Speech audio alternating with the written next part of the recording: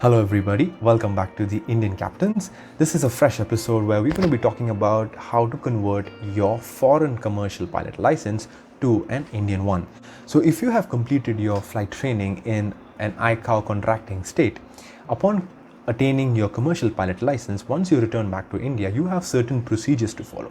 At times, these procedures get cumbersome and take a long period of time.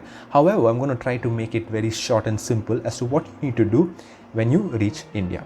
So first things first, if you have not completed your medicals and your papers, your DGCA exam papers, you will have to do them as soon as possible on reaching India. So make sure you get that completed. And if you haven't taken the papers specifically, you will have to take a NAV combined paper, which is your meteorology and navigation, which is a NAV composite paper. Let's say you've completed all of these papers, your medical is done, which is your class 1. So now what you need to do for you to do your flight checks here. So your flight checks are nothing but proficiency checks done by an Indian examiner, DGCA approved examiner, who will check your flight proficiency in the respective aircraft that you have trained abroad. So when I say let's say you train in Cessna, you train in any Piper Seneca, Diamond Fleet, any of these training aircraft, if you've trained, upon coming back, you have to do your flight checks on the trained or on the rated aircrafts. For you to even start your flying here, you have to get something called as your FRTO. What is an FRTO? FRTO is a Flight Radio Telephony Operator License, which is issued by the DGCA. So if you have got your FRTO, you can begin your flight training. And if you haven't, initially you should have an RTR. So let's say you have an RTR from a Commonwealth country, then you can convert the RTR and then apply for an FRTO from the DGCA, which is just paperwork. If you haven't yet got an RTR, then you have to write the RTR license in India, then apply for an FRTO from the DGCA. So let's say you've got the FRTO as well. So now you are officially in for your flight checks. So your flight checks will check for your proficiency in the respective domains. So and for you to be able to apply for an Indian commercial pilot license, you have certain requirements to fulfill. So some of the requirements are as follows. Your total flight time, remember, as flight time and not simulated time included in this. It has to be 200 hours of total flight time. Second thing is your pilot in command time should be 100 hours, a minimum. And your cross-country time, that is when you fly from one location to another, from A to B, for example, that cross-country and that radius from your departure aerodrome should be minimum 100 nautical miles. That is called cross country as per Indian regulations. So those hours should add up to at least a minimum of 50 hours.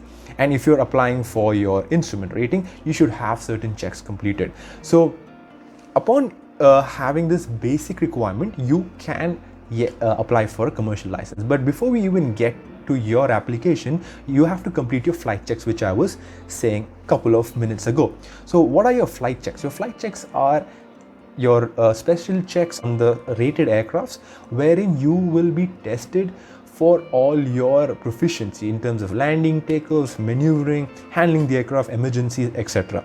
So there are certain guidelines as given by the DGCA, which the examiners will follow in the respective flight schools. So whichever flight schools you go, you should have to complete these kind of requirements from the designated examiners. So the flight checks are as follows. So you should have a cross-country flight done, a day cross-country flight of a minimum of 250 nautical miles. You should have done a night cross-country flight of minimum of 120 nautical miles. So 2 cross-country flights are required. After these 2 cross-country flights, you have 3 checks, which is your day check. It's a day check as in a flight conducted in the daytime, and they check for your basic proficiency. Then you have a night check, which is again obviously done at night to check your night proficiency. And then the third and the final is your IR check. That is only if you are requesting for an instrument rating along with your commercial license. So these are the basic checks that you will have to do for you to be able to apply for your commercial pilot license. A quick note with respect to your flight checks is this is a confusion which lies with everybody. So if you are rated with more than one aircraft, let's say you are rated with a single engine and a multi-engine on the commercial license, then you can do your flight checks on either of the aircraft. That's the regulation. If you're only rated on a multi-engine for commercial, then you're supposed to do a flight check on the multi. That is compulsory. Okay, so keep that in mind when you're doing your flight checks. So let's say you've completed all these checks, so your respected examiners will give you the respective documents, and the documentation is utmost important, so please give much due to those documentation. Also, the requirement is in the last 6 months. This is a recency requirement which DGCA has, is that in the last 6 months you should have 15 hours of pilot in command time. That is very necessary for you to submit your documents. So make sure you have 15 hours of pilot in command time. It's not dual time, it's pilot in command time. And the second thing is you should have done 10 takeoffs and landings in the last 6 months. Okay. And also the third thing is, if you're requesting for an IR, that is, you should have a minimum of 5 hours of instrument time logged in the last 6 months. This becomes your recency requirement. So if you have the total requirement plus the recency requirement along with the flight checks which I mentioned in the last few minutes, this completes your total procedure of converting your license in terms of flight checks and your exams. So once all of this is done, take all these documents from India and your logbooks and all your licenses, your medicals which you have got abroad. Take all of them and submit the application along with some fee for your license with DGCA, and they will continue the process and issue you your commercial pilot license. We also have the EGCA portal which has come up now, but the update is that not everybody are having that freeness or freedom to be able to log into it, and there are a lot of glitches, technical glitches. So until that is fixed, people are submitting the commercial documents by hand or physically at the DGCA office.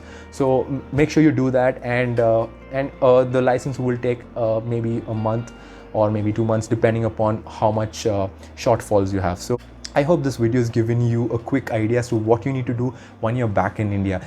Trust me, this process can be lengthy if you're not following it properly, so make sure you have all the documents in place before you even start off this procedure. If you like this video, please give a thumbs up, and if you've liked our content so far, please subscribe to our channel. It definitely motivates us. And if you have any doubts, any queries with respect to anything in aviation industry, please leave a comment or DM us on our Instagram handles. They are right in the description. I hope you're all safe and sound, and we will see you in the next video. Goodbye.